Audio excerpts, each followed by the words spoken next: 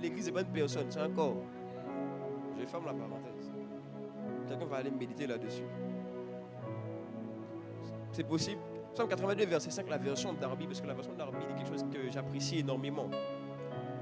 Je vais avancer sinon. Il dit, ils ne connaissent ni ne comprennent. Ils marchent dans les ténèbres. Je reprends. Ils ne connaissent ni ne comprennent. Ils marchent dans les ténèbres. Il dit, tous les fondements de la terre chancellent. Écoutez-moi bien. Il parle de, à peu près, deux choses que nous expérimentons avec la parole. Premièrement, quand nous recevons une parole, nous avons la capacité de la connaître. Et je ne parle pas juste de la connaître dans le savoir, mais je parle dans la connaissance, dans l'expérience. Quelqu'un me comprend? J'ai déjà dit ça ici une fois, que les Hébreux, quand ils parlent de connaissance, c'est toujours le même mot qui est utilisé pour dire Adam a connu Ève. C'est une connaissance expérimentale. C'est le mot yada notamment dans l'Ancien Testament. Quelqu'un me comprend? Donc il dit, ils n'ont pas de connaissance avec la parole de Dieu. Deuxièmement, ils ne la comprennent pas. Conséquence, ils marchent dans les ténèbres. Donc il est possible qu'il y ait des situations dans vos vies où vous n'arriviez pas à vous mouvoir. Frère, tout endroit où il y a de l'obscurité, tu ne sais pas comment marcher. C'est vrai ou pas? Mais quand tu es dans ta chambre là, et qu'il fait noir, tu cherches l'interrupteur, il est où? Est-ce que j'ai menti? Mais il dit que spirituellement, ce qui nous délivre des ténèbres, ce qui nous fait sortir de cette obscurité, connaître la parole et la comprendre, ça veut dire qu'elle prenne racine en nous. À partir d'aujourd'hui, quiconque est à l'EJP Évry est un homme ou une femme de connaissance de la parole et de compréhension de la parole au nom de Jésus. Oh, mais si c'était toi, donne-moi amen. Tu comprends? Donc, tu dois comprendre pour ne pas marcher dans l'obscurité. Amen. Deuxièmement, suivez-moi bien. Psaume 118, verset 22. La pierre qu'ont rejeté ceux qui bâtissaient est devenue la principale de l'angle. Ce psaume est une prophétie par rapport à Jésus. Parce que justement, Jésus a été la pierre principale, mais qu'on a rejetée. Parce que Jésus est venu comme un juif sur la terre. Il est né de juif. Il est né des juifs. Donc c'était un juif, Jésus. Oh, quelqu'un ne savait pas ça? Jésus est né juif. Oh, vous ne savez pas ça? Oh, j'ai chaque personne là. Jésus est né juif. Ses parents étaient juifs. Mais lui, il n'est pas venu juste pour les juifs. Il est venu pour donner sa vie afin que, Paul dit, le juif, ce n'est pas celui qui en est dans la chair. Il dit le véritable, c'est celui qui devient enfant de Dieu. Oh, mais nous-mêmes, on dit que nous sommes les fils du père Abraham, le père de la foi. En vrai, nous sommes des juifs. C'est bon, j'arrête ici. Après, les gens vont dire, mais c'est quoi ça encore? Ok? Donc, écoutez-moi, c'est très important ce que je veux dire. Jésus est venu, c'était lui le Messie, le Messiah. Et malgré qu'il était le Messie, les Juifs qui attendaient le Messie l'ont méprisé. Et c'est ça que ce psaume dit ici. Comment toi tu dis que toute ta vie tu attends le Messie, quand il arrive tu le méprises? Écoutez, soyons très humbles. Parce que des fois on dit, ah ouais, non mais eux ils ont méprisé. Vous savez que nous ça nous arrive de le faire? Oui.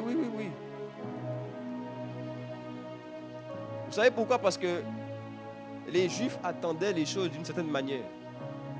Ils se disaient peut-être qu'il faut que le Messie arrive comme ci ou comme ça. Et des fois, même nous-mêmes, souvent, on attend que la parole de Dieu vienne d'une certaine manière. Il y a des gens ici, vous attendez que Dieu, il parle que audiblement. Pourtant, ça se retrouve, il ne va jamais te parler audiblement. Non, je dois délivrer quelqu'un aujourd'hui. Dieu parle de diverses manières, frère. Il peut passer par des pensées, par des sentiments, par des émotions, par des ressentis, c'est possible des fois. Par des songes, des visions. Il y a tellement de façons. Toi, tu attends une seule manière. Si tu attends une seule manière, tu ne vas pas avancer. Tu ne vas pas avancer. Non, je dis la vérité, c'est pour aider quelqu'un. Quelqu'un me comprend? Mais il dit quoi? Il dit que pourtant, c'était des Juifs versés dans les Écritures. Ils ont tout appris. Ils connaissaient Moïse, ils connaissaient la loi. Et pourtant, quand le Messie est venu, ils l'ont rejeté. Pour dire quoi? pour dire que si vous ne cherchez pas à comprendre, parce qu'ils avaient une mauvaise compréhension, parce que leur compréhension à eux était biaisée, ils voyaient les choses d'une manière humaine. Comment Dieu peut venir comme ça dans le corps d'un homme, en plus c'est le fils de charpentier. Vous connaissez, vous jugez les gens en fonction de leur statut social. Ça veut dire que peut-être que Jésus aurait été là, vous l'aurez méprisé. Est-ce que je dis la vérité ou pas? Pour toi, ça veut dire que forcément Jésus, il fallait qu'il vienne comme Iron Man. Hein? Ah, papa. Non, je vous dis la vérité. Jésus est venu comme c'est le fils du charpentier. Ah, le fils du charpentier. Comment ça, c'est lui, c'est quoi? On le connaît là, même si nous on le paye pour qu'il mange. Non, je vous dis la vérité. Hein. Mais quoi? La pierre principale, on l'a rejetée. Pour dire quoi? Quand vous ne cherchez pas à véritablement comprendre ce que Dieu dit, vous risquez de mépriser, de rejeter sa parole. Est-ce que quelqu'un me comprend? Non, je suis en train d'éveiller quelqu'un pour chercher à véritablement comprendre et puiser dans les Écritures et puiser dans la parole de Dieu. C'est pour ça que l'église n'est pas assez bâtie. On entend juste, mais on ne pousse pas. On entend juste, mais on ne va pas chercher.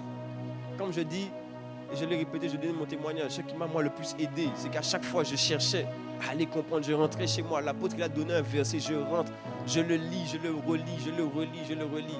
Donc je repose ma question, parce que j'ai dit ça dimanche dernier, qui est-ce qui est rentré chez lui, il a relu les versets de la prédication?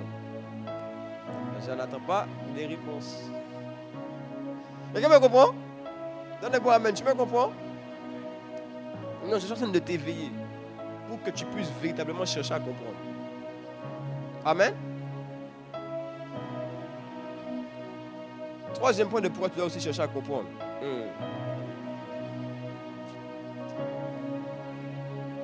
Chercher à comprendre. En fait, même ce que tu cherches à comprendre, ce que tu veux sonder, examiner, révèle ce qui t'intéresse. Oui. Parce qu'il y en a plein, vous voulez dire à Dieu, je t'aime, tu m'intéresses, tout ça, mais tu ne cherches pas à comprendre sa parole et à aller plus loin. Est-ce que je peux donner un exemple concret?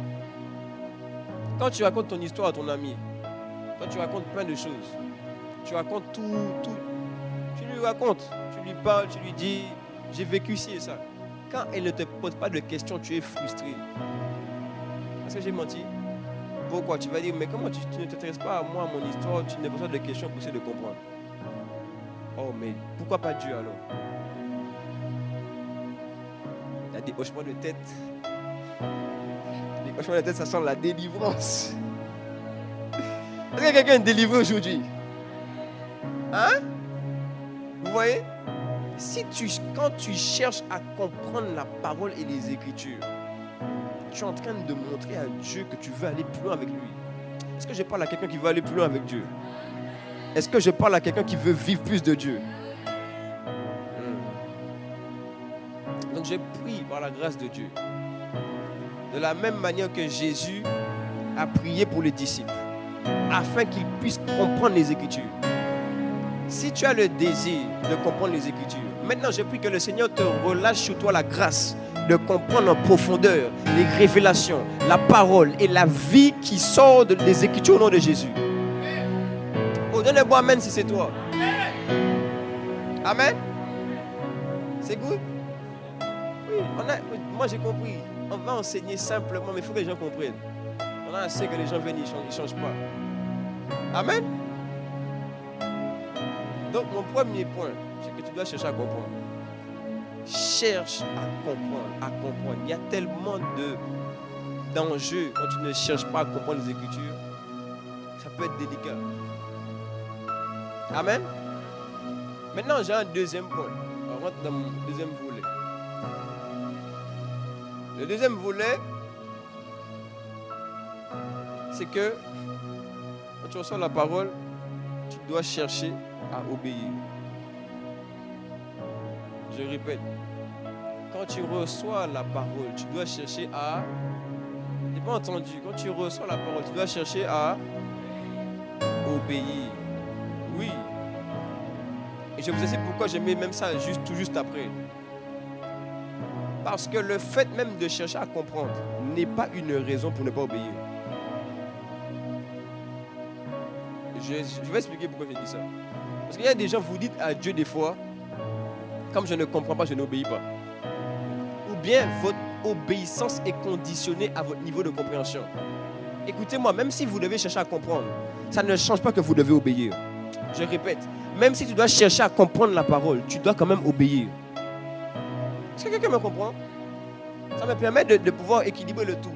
Oui, parce que quand je préparais, le Seigneur m'a dit, voici, il faudrait équilibrer ici. Non, on dirait qu'ils ne vont pas comprendre. Je vais vous expliquer pourquoi. Quand vous devez chercher à comprendre les Écritures, vous ne devez pas chercher à remettre en cause la parole de Dieu. Votre compréhension ne doit pas vous aider ou vous emmener à remettre en cause, mais plutôt à savoir comment l'accepter pour la vivre. Ou je dirais même à l'accepter pour comprendre même comment mieux la vivre. Est-ce que quelqu'un me comprend? Est-ce que quelqu'un me comprend véritablement? Oui, parce que des fois, nous, on a des questions et on pense que c'est des questions de la soif, alors que ce sont des questions charnelles. Oui, ce sont des questions charnelles qui veulent plutôt nous emmener à comment je peux contourner. Et aujourd'hui, sonde ton cœur, c'est entre toi et Dieu, et puis mets-toi sur le bon chemin. Amen? Non, est-ce qu'il y a quelqu'un là? Ton désir de vouloir comprendre, ce n'est pas pour désobéir. Au contraire, c'est même, Seigneur, je veux comprendre parce que je veux même savoir comment je peux encore mieux faire pour être agréable. Voici le raisonnement qui doit être dans ton cœur. Et je l'ai même entendu comme ça. Vos questions ne doivent pas être des pourquoi pour remettre en cause, mais plutôt des comment pour mieux le pratiquer. Quelqu'un me comprend? Oui, tu peux acclamer. Merci pour celui qui acclame. Acclame pour le Seigneur, vraiment. Hein? Quelqu'un a compris? Je coule maintenant sur ma partie obéissance. Mais c'est important. On cherche à comprendre, mais on cherche à obéir aussi en même temps. Parce que quand on te dit de pardonner, tu demandes pourquoi il faut pardonner à lui. Oui, on n'aura pas ton voisin. Oui, pourquoi il faut pardonner? Comment ça, pourquoi? Instruction, frère. Tu sais que quand tu pardonnes, c'est pour toi-même. Parce que c'est ton cœur qui est lourd. Vous savez, je disais ça, je crois, en plus, hier. Il y a des gens qui vous ont fait du mal. Imagine quelqu'un t'a fait du mal aujourd'hui.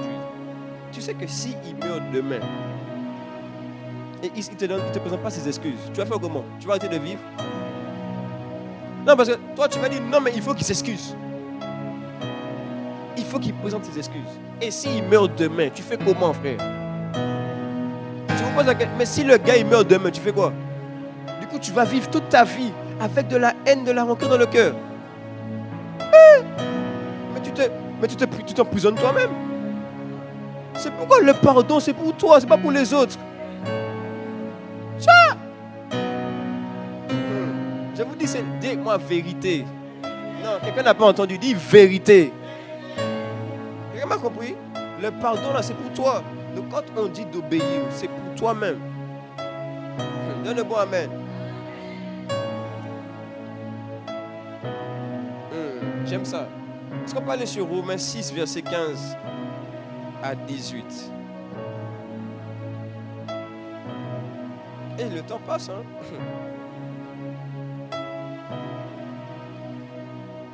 Romains 6, verset 15, c'est possible?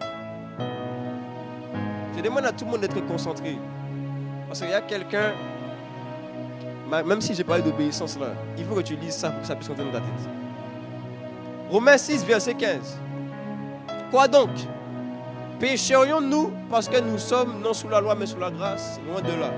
J'ai expliqué ça en plus hier, entre parenthèses, au baptême. Pour ceux qui étaient là au baptême. Pécherions-nous parce que nous sommes non sous la loi mais sous la grâce? J'ai expliqué que pourquoi Paul dit ça, c'est pour éviter les pharisiens, les gens qui détournent les enseignements. Parce que, écoutez, ce n'est pas parce que Jésus nous a sortis des ténèbres pour nous mettre dans la lumière. C'est l'œuvre de la grâce. Ça veut dire que tu devais être condamné, il a ôté la condamnation. Mais ce n'est pas parce que Jésus a fait ça que tu dois continuer à vivre dans le péché. C'est ça qu'il est en train de dire ici. Parce que Paul explique tellement bien dans Romains chapitre 5, même de 3 à 5. Il explique tellement bien comment nous sommes délivrés, il n'y a plus de condamnation. qu'un pharisien peut venir. Là. Et des fois, ça peut prendre n'importe qui ici, hein, un esprit de pharisianisme. Et là, tu commences à dire, oui!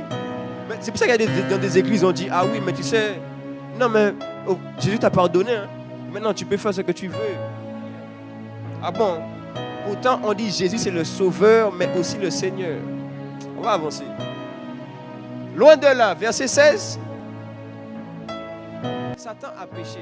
Parce que là où Dieu a établi un ordre, lui-même, il a voulu regarder à lui-même. Ça veut dire que chaque fois que tu dis non, mais moi je regarde à moi-même et Satan n'est pas dedans, tu mens, tu fais comme lui. Ouais, vous voulez que je redise ou pas? J'ai dit, mais Satan, vous savez que Satan a péché avant les hommes. Mais Satan a péché, l'homme n'était même pas encore créé. Donc, le premier qui a péché, ce n'est pas Adam, c'est Satan.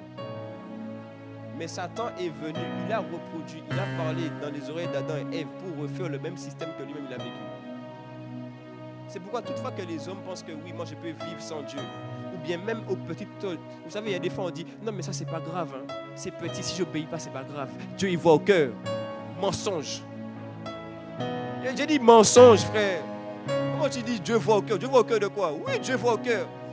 Mais ton cœur te pousse à obéir à quelqu'un. Donc si ton cœur ne te pousse pas à obéir à Dieu, ton cœur n'est pas dedans. Est-ce que je parle à quelqu'un? Oui, c'est pourquoi prends ton cœur là, puis il y a des choses, dis je dépose, dis je dépose. Amen. Regardez, il dit quoi? Il dit que en vérité les hommes sont comme des esclaves. Maintenant, il y a des esclaves de luxe. Et puis il y a des esclaves... Hein? Mais c'est réel, les amis. Vous obéissez soit à Dieu, soit à Satan. Il ne faut pas vous mentir là-dessus. Mais ici, nous sommes un peuple d'hommes et de femmes qui obéissent à Dieu. Je disais ici, nous sommes un peuple de jeunes qui obéissent à Dieu. Ah, donnez-moi amen, la grâce vient sur toi. Amen. Vous voyez? Donc, quand la parole vient, d'ailleurs même, je vais même dire quelque chose. Il y a une dimension de puissance de vie dans la parole que vous ne verrez que quand vous allez obéir. Parce que des fois aussi, on cherche à comprendre. Je ne suis pas contre, j'ai dit que c'est un point qu'il faut. Mais des fois, vous ne comprendrez que quand vous aurez obéi.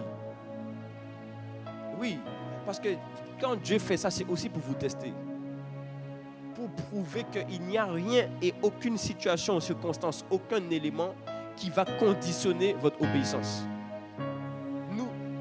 Nous devons être des personnes, des jeunes qui obéissent sans condition. Je disais, qui obéissent sans condition. N'ayez aucune condition pour obéir. Vous voulez une condition? Votre seule condition, c'est que Jésus est mort à la croix et ressuscité pour vous. Oh, quelqu'un me donne un mot, amen?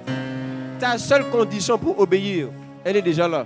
Ça veut dire que chaque fois que tu vas vouloir obéir, que tu veux une condition, frère, il y a 2000 ans, il est déjà mort, ressuscité, obéis seulement. Je disais à quelqu'un, obéis seulement. Amen. Donc tu veux voir la parole œuvrer, obéis. Alléluia. Donc, premièrement, tu dois chercher à comprendre. Deuxièmement, tu dois chercher à... J'avance. Je veux bien voir mes 4 points aujourd'hui pour que quelqu'un reparte de là avec une bonne compréhension. Comme ça, tu ne pourras pas dire oui, mais on ne m'a pas dit qu'il fallait obéir. Amen. Troisièmement, c'est une condition qu'on entend parler de ça tous les jours. Mais des fois, on n'est pas assez conscient. La foi dans la parole reçue. Oui, je répète, la foi dans la parole reçue. Ma Bible dit, mon juste vivra par la foi. Écoutez-moi, j'aime dire que la marche avec Dieu et la foi en Dieu, ce n'est pas un livre de souvenirs. Vous pouvez avoir eu véritablement foi en Dieu à un moment. Et puis après, ça t'a plus la foi, frère. C'est pas parce que tu es là depuis 10 ans en Christ, 1 an, que tu as vraiment la foi. Ça ne veut rien dire. Hein? Est-ce que quelqu'un me comprend? Vous voulez que je vous prouve ça? Si tu as foi, véritablement comme tu dis en Jésus-Christ, tout ce qu'il dit là, du moment où tu sais qu'il a dit, tu dois être capable de le prendre, d'aller le faire. Je peux vous challenger un peu ou pas? Jésus a dit guérissez les malades. Maintenant, si je te dis viens, j'appelle un malade ici, je te dis viens le guérir. Comment tu vas réagir? Je veux dire que la foi là, c'est pas juste oui, je suis en Christ depuis 1 an, 2 ans. La foi, c'est une... Hébreux 11, verset 1. On va lire ça pour bien comprendre. Si on peut avoir Hébreux 11, verset 1. Malus, les vla et des plats et des filles d'avant. Oui, parce que je sens véritablement que nous devons être un peuple d'hommes, de femmes, de jeunes remplis de foi. Mais pas une foi théorique. Ta foi se démonte. Hébreux 11, verset 1. Vous êtes là? Or, la foi est quoi? Une ferme assurance des choses qu'on espère. Je m'arrête ici. Il y a des choses que tu espères dont Dieu a dit, Dieu en parle. Il y a des prophéties, il y a des choses qui sont écrites dans les Écritures. Il dit ces choses-là déjà doivent construire ton espérance. Et c'est pourquoi je dis, parenthèse, ton espérance ne peut pas être bâtie ou basée sur ce que les gens disent. Ton espérance s'appuie sur ce que les Écritures disent. Parce qu'après vous êtes déçus parce qu'un tel n'a pas fait ce qu'il avait dit. Alors qu'un tel n'est pas Dieu. Il faut que je répète encore ou moi? Non, j'ai dit, ton espérance s'appuie sur ce que Dieu dit, ce que Dieu enseigne, ce que Dieu communique. Vous voyez? Donc, la foi est une ferme assurance des choses qu'on espère. Donc, il y a des choses que Dieu a dit. Il y a des choses que Dieu enseigne, que Dieu communique. Où toi, à l'intérieur de toi, tu dois avoir une ferme assurance de ça. Quelqu'un me comprend? Puis après, il dit quoi? Deuxièmement, une démonstration de celle qu'on ne voit pas. Pourquoi? Les choses où tu as eu cette ferme assurance, elles sont invisibles. Quelqu'un me suit? Mais quand tu as une assurance dans quelque chose que tu espères, c'est que tu ne le vois pas encore aujourd'hui. Parce que ce que tu espères, c'est après. C'est dans un futur. Mais ce n'est pas encore visible. Oh, tu espères quelque chose qui est déjà là? Comment tu peux espérer quelque chose qui est déjà là? Ce n'est pas possible. Mais tu espères quelque chose qui doit arriver plus tard. Donc ce n'est pas encore matériellement là.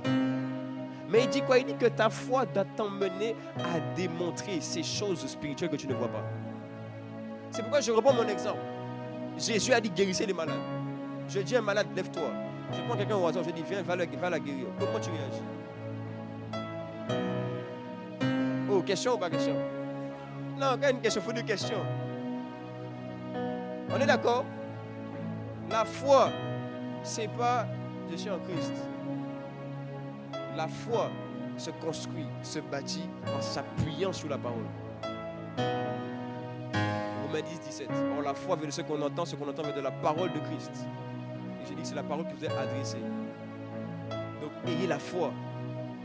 Maintenant, je vais vous aider un peu pour voir comment on fait pour... Laisse le verset pour moi. Tu peux remettre 11.1. Un conseil très pratique sur la foi. J'ai dit que la foi, c'est une ferme assurance des choses qu'on espère et qu'elles sont invisibles. Écoutez-moi bien. La première chose que vous devez faire, c'est que vous devez vous visualiser en train de faire cette parole que vous avez reçue. Je répète, Paul a dit que nous ne marchons pas par la vue, mais par la foi. Il est en train de dire que c'est comme s'il y a une opposition entre nos yeux naturels et la foi. Pourquoi? Car la foi commence là où maintenant tu commences à travailler dans les yeux spirituels. Est-ce que quelqu'un me comprend? Donc un conseil pratico-pratique. Écoutez-moi, quelle est la parole que Dieu vous a dit de faire où vous n'avez pas eu la foi dedans? Vous n'avez pas eu la foi parce que vous n'êtes pas vu en train de le faire. Il a dit, va guérir les malades. Tu dois te voir déjà en train de guérir les malades. Dieu t'a dit, va pardonner. Mais tu ne t'es même pas encore vu en train de pardonner et d'y arriver. Plusieurs fois même, nous sommes découragés par des paroles du Seigneur, alors que c'est lui qui parle. Mais nous sommes découragés parce que nous ne sommes pas vus en train de le faire. Quelqu'un me comprend? C'est pourquoi, écoutez-moi bien, chaque fois que je viens ici, à l'église, même si on est peu, moi je viens en ayant la foi. Je vois qu'il y a beaucoup de monde ici. Quelqu'un me comprend? Oui. C'est pourquoi, même si on est là 10, 20, ça continue au fur et à mesure. Mais moi, hey. Oui. Moi, quand je ferme les yeux, ici on est 1000, ici on est 2000, ici on est 3000. Donc, qu'est-ce qui se passe? Quand je vis, quand je travaille, quand je respire, quand je prie comme si je vois déjà qu'on est 3000. Je vois déjà qu'on est 4000. Je sais pas, c'est l'un des plus grands conseils que je pourrais vous donner par rapport à la foi. Voyez-vous en train de faire ce que Dieu a dit. Voyez-vous en train de le manifester. Plusieurs, vous êtes frustrés par exemple pour la vie de prière. Est-ce que tu t'es vu en train de prier longtemps? Parce que ce que tu vois avec tes yeux spirituels, tu vas courir derrière ça. Et quand maintenant tu as cette foi-là, on ne peut pas t'ébranler. C'est pourquoi aujourd'hui le corps il est KO, j'ai mal partout. Je n'ai même pas réussi à me lever comme je voulais, etc. Mais le problème c'est qu'il y a la foi dans ma tête. Il y a la foi inside, frère. Oui, inside me. Tu comprends? Il y a la foi. Que le corps il soit KO ou pas KO, ça ne me regarde pas. Oh, mais c'est ça, des hommes et des femmes de foi. Mais si c'est toi, donne-moi amen. Ah. Tu comprends? La foi. Mais comment, dès qu'on te dit que tu ne vas pas réussir l'examen, tu es déjà déboussolé? Ça veut dire que tu as laissé les gens voir à ta place. Alors que c'est toi qui tu dois voir, frère. Comment?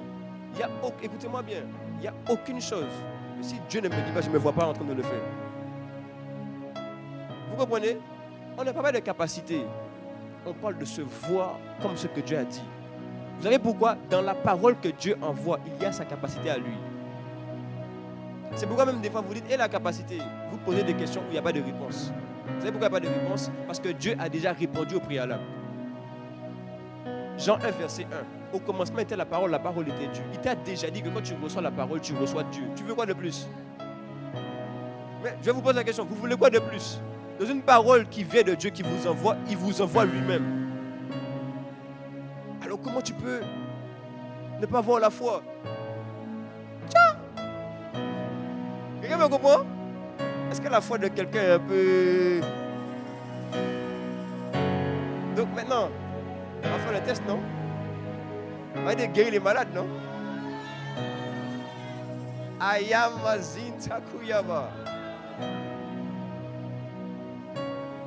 On fait le test ou pas? Est-ce qu'il y a quelqu'un qui est malade dans son corps? C'est vrai? Il n'y a que toi. Comment il n'y a pas de malades dans l'église? Et t'as dit, tout le monde est bien. À force d'avoir prié pour les malades, maintenant il n'y a plus de malades. Tu vois comment il va? Tu vois à la gauche? Bon, qui n'a jamais prié pour quelqu'un? Lève ta main, lève ta main. Il y en a plein, vous n'avez jamais prié pour quelqu'un. Moi, je parle de vraiment prier, imposer les mains. Moi, je parle de ça. Pas prier chez toi. Parce que, hey, il y en a plein là. Jésus a dit aller guérir les malades. Hein. On n'a pas dit reste chez toi, tu intercèdes, tu pries comme ça. Non. Il a dit guérissez les malades. Je crois que c'est Matthieu 10, verset 8, si je ne me trompe pas. Non, parce qu'il y a des gens, quand vous lisez ça, vous dites, ah bon, mais Seigneur, j'ai prié chez moi, j'ai prié dans ma chambre que le Seigneur, tu puisses guérir mon cousin, ma cousine. Après, tu l'appelles. Tu dis, comment tu vas? Je suis toujours mal. Ah, mince.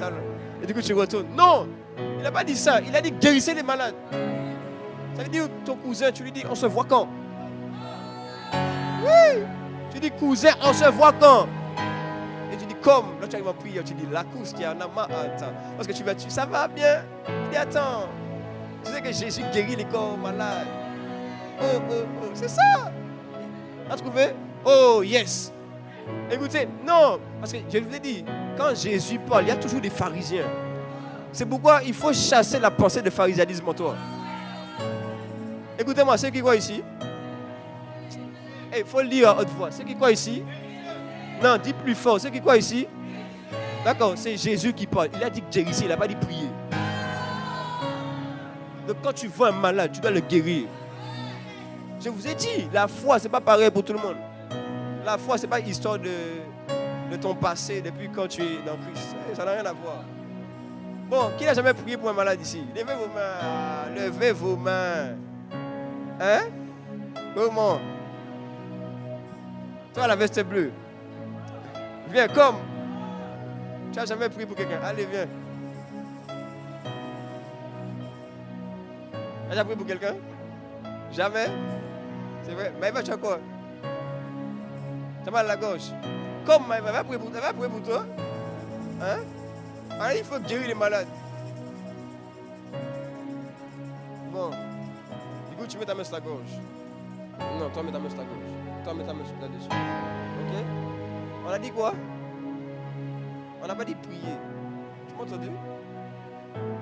Moi, je ne vais pas t'entendre prier ici. Moi, je vais t'entendre guérir. Elle me regarde et dit, Jésus, où suis-je? Et puis, regarde, ils ne prient même pas. L'église ne prie même pas en langue. Ils sont là, ils regardent seulement. C'est un spectacle. Aujourd'hui, tu vas guérir les malades. Donc, là, tu vas guérir les malades. Moi, je ne suis pas là, moi.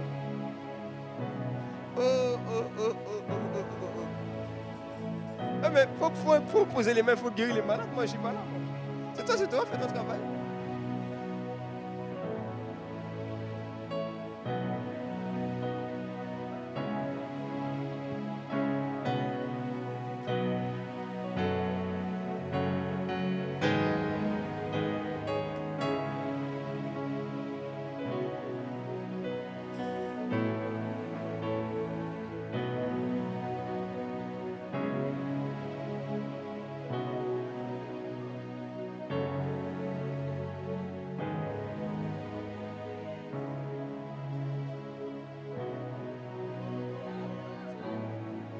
Ça a diminué.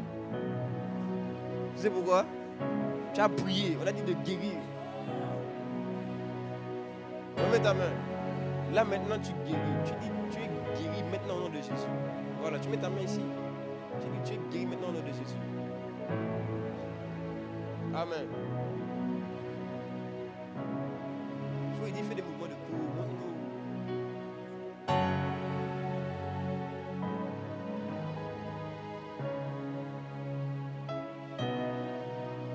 Demande à ton malade.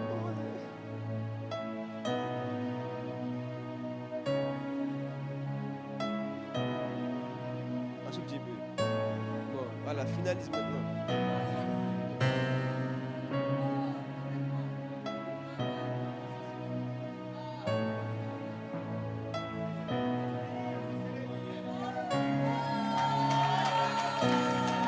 Ah, mais acclame Jésus toi aussi.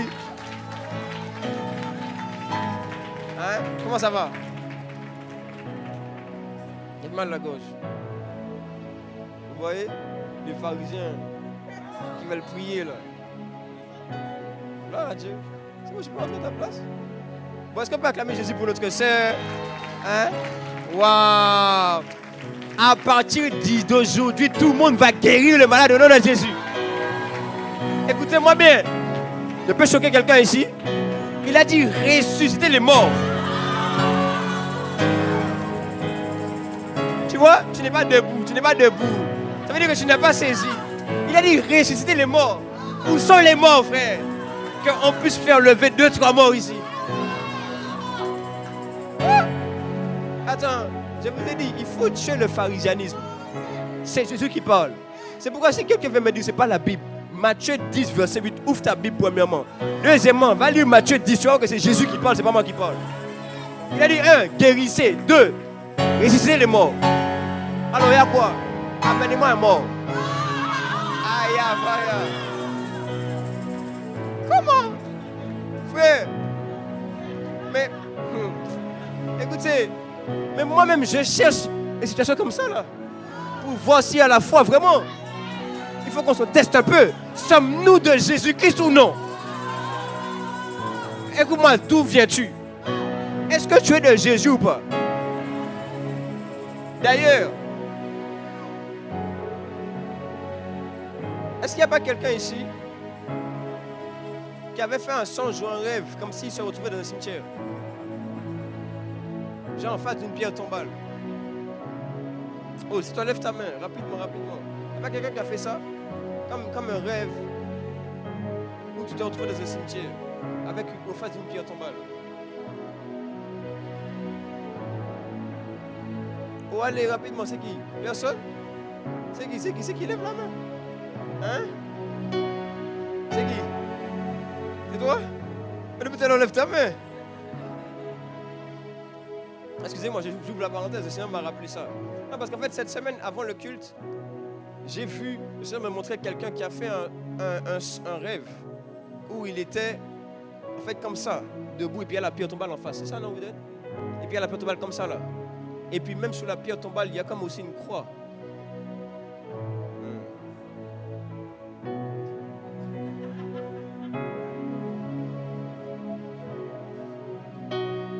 C'était quand? C'était il y a longtemps? C'était pas il y a un mois? Écoutez-moi bien, je peux dire quelque chose ici. Tout esprit de mort, ou toute forme de mort qui voulait atteindre quelqu'un ici en ce lieu est anéanti au nom de Jésus. Je disais que c'est anéanti au nom de Jésus. Vous me comprenez? Non, j'ai dit c'est fini, frère. Oui, Jésus a dit on ressuscite les morts. Ça veut dire que si on ressuscite les morts, ça veut dire que la mort n'a pas de pouvoir sur nous. Tu dois être conscient de ça. La mort, la maladie, le péché, tout ça, aucun pouvoir. Nothing. Zéro pointé. Tu vois, à l'école, tu as mis des zéros, non? Maintenant, c'est toi qui mets des zéros. Amen. Non, je me connecte à ce que le Seigneur m'a montré. Pour dire que la mort, c'est fini. Aucun pouvoir. Quelqu'un me comprend? Hey, vous devez avoir la foi, la foi. Dis-moi la foi, la foi. J'ai dit la foi. Oh, oh, oh, oh. Maïa. Je sens qu'il y a une atmosphère de prière ici. Aïe, aïe, aïe. Je sens. Aïe, aïe, aïe, aïe, aïe, aïe, aïe. Aïe, aïe, aïe. Ah. Écoute, parce que quelqu'un a compris qu'il faut la foi.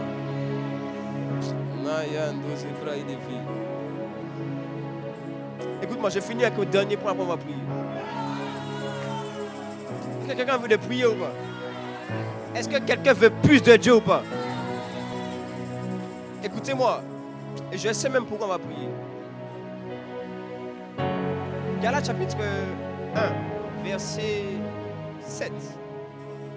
Non, vous allez comprendre, parce que c'est en lien un peu avec ce qu'on vient de dire ici. Je vais vous montrer qu'il y a des choses qui sont... Le quatrième aspect aussi important, mais vous verrez aussi peut-être des répercussions. Verset 6 même, si possible. Juste avant.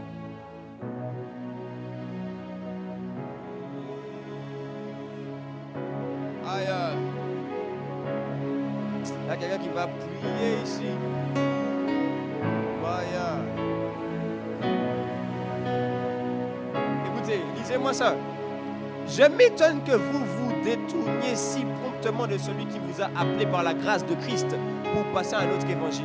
Écoutez-moi, il est possible que vous ayez entendu la parole, mais que des choses viennent vous faire vous détourner de la parole que vous avez entendue. C'est pourquoi mon quatrième point il est très important, mais je vais vous montrer aussi les répercussions. Avançons verset 7. Non pas qu'il y ait un autre évangile. Écoute-moi, tu as entendu une parole. Dieu te dit, il n'y a pas d'autre parole, frère. Mais il y a des gens qui vous troublent et qui veulent renverser l'évangile de Christ. C'est pourquoi il est possible que tu reçois des paroles. Et puis quand tu rentres chez toi, j'ai vu ça. Ta famille te dit, oui, mais tu sais que l'église là-bas, c'est bizarre. Et puis tu te dis, ouais, mais tu sais que tu es baptisé, c'est pas normal. C'est réservé à des gens qui prient bien. Il est possible que tu reçoives une parole. Et puis bizarrement, même quand tu es chez toi, tu pries, tu entends une voix démoniaque qui te dit, mais pourquoi tu pries? Tu n'es pas qualifié, tu ne peux pas, tu ne peux pas, tu ne peux pas. Verset 8.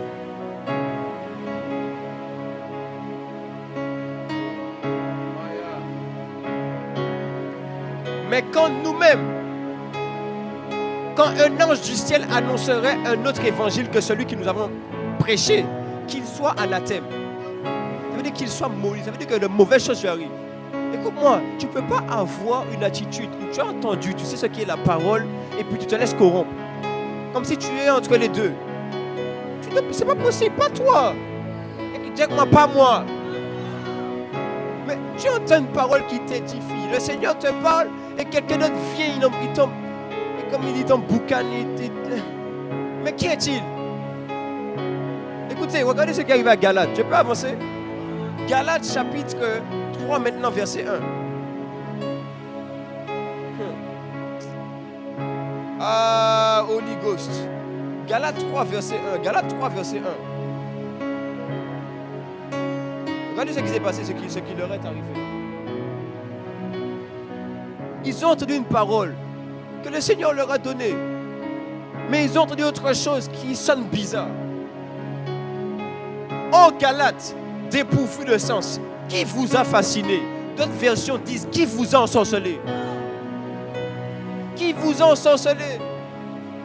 Vous, aux yeux de qui Jésus-Christ a été peint comme crucifié. On t'a parlé de Jésus, on t'a dit la vérité. Paul aussi va dire, mais vous avez été instruits de la vérité qui est en Jésus-Christ.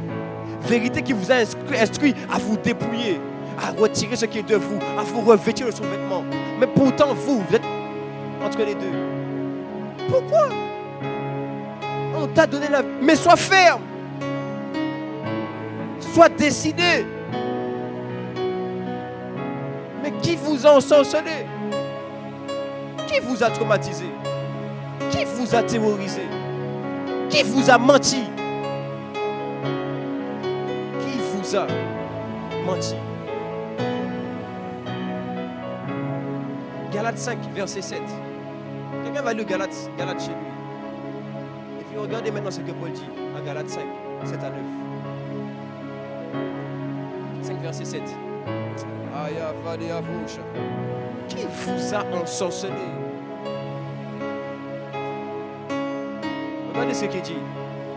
Paul continue dans sa lettre. Vous courriez bien.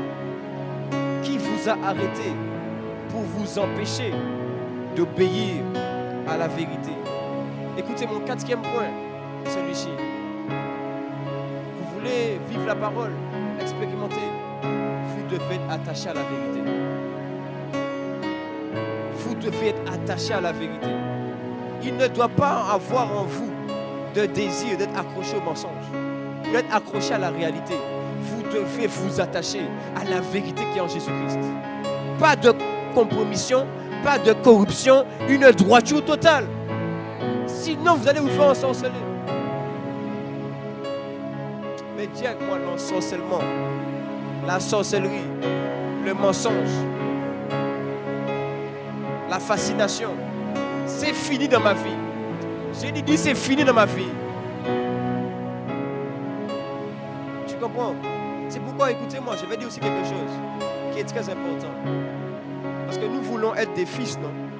Vous savez la différence entre les enfants et les fils? Les enfants sont immatures, les fils sont matures.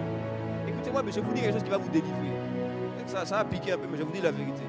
Quand vous êtes trop attaché au formalisme, à tout le tout là, de comment on vous parle, tout ça, et que vous ne cherchez pas en priorité le fond, vous êtes des enfants. Bon, vous m'avez entendu? Je peux confirmer mon propos? Écoutez-moi bien, Jésus aurait été ici, vous l'aurez maudit. Parce que Jésus a dit à Pierre, arrière de moi Satan. Alors imagine, tu parles avec Jésus, il te dit, arrière de moi Satan. My God. Non, je te dis, imagine Jésus est là, en chair, et puis il te dit, arrière de moi Satan. Pourquoi? Jésus a vu que la pensée que Pierre a sortie là, c'est une inspiration satanique et démoniaque. Et Jésus lui voit dans l'esprit. Donc il dit non, ça c'est Satan qui parle, c'est pas Pierre. Attaché à la vérité. C'est pourquoi si vous êtes toujours dans, il faut qu'on te respecte, il faut qu'on te parle. Mais même nous ici, des fois on ne nous respecte pas.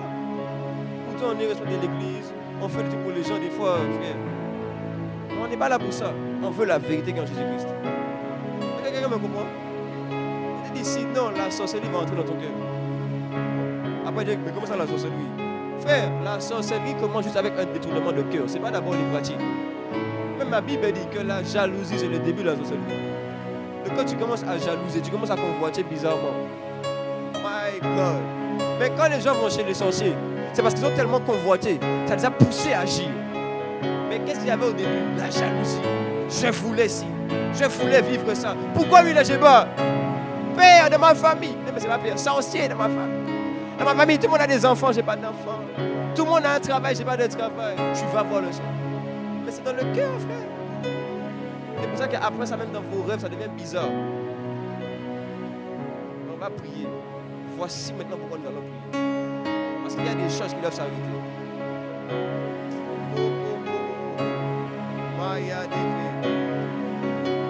Non, si toi-même tu sens que tu as envie de prier parce que tu veux que ta vie change, mets-toi déjà en atmosphère de prier. Maya. Ah. Zefra Devotion. Ah. Zaya. Zaya. Élève la voix là où tu es. Élève la voix. Il y a des choses que toi-même tu veux que ça change. Tu as vu qu'il y a des points dans le message où tu as besoin, où il faut que ton cœur change, afin d'être attaché à la vérité qui est en Jésus-Christ, afin de développer la véritable foi, afin d'avoir une foi qui n'est pas une foi circonstancielle, qui n'est pas une foi bâtie sur les sentiments et les émotions, mais une foi bâtie en Dieu. Peut-être que dans ton cœur, tu avais des problèmes à obéir parce que tu étais entre deux, dans un penchant. C'est le moment, oh frère, de prier. Ma soeur, c'est le moment de prier et de dire, Seigneur, sors-moi de là. Délivre-moi de cette situation. Sors-moi de là, au Père. Maya, je veux. Maya, allez, Ipa, Ayaba, Ipa, Yaba, Ayaba. Ah, je veux. Il fallait aller au Yéba. Père, nous voici devant toi. Car nous voulons que nos vies changent. Car nous voulons te refléter. Mais nous ne voulons pas garder dans nos cœurs ces choses qui ne sont pas de toi. Ces choses qui ne viennent pas de toi. Alors Père, viens ôter de nous. Viens ôter de nous ces pensées. Viens ôter de nous ces comportements. Ces attitudes qui ne te glorifient pas. Mais au contraire, fais de nous des hommes de foi. Des femmes de foi. Des hommes de la vérité. Des femmes de la vérité. Des hommes de l'obéissance. Des jeunes de l'obéissance. Alors lève la voix et commence à prier. Commence à prier et dis Seigneur, je ne veux pas ce cœur. Je ne veux pas cette attitude, mais je veux être de ceux qui comprennent tes écritures, qui désirent te comprendre, qui te cherchent. Allez, lève la voix et commence à prier.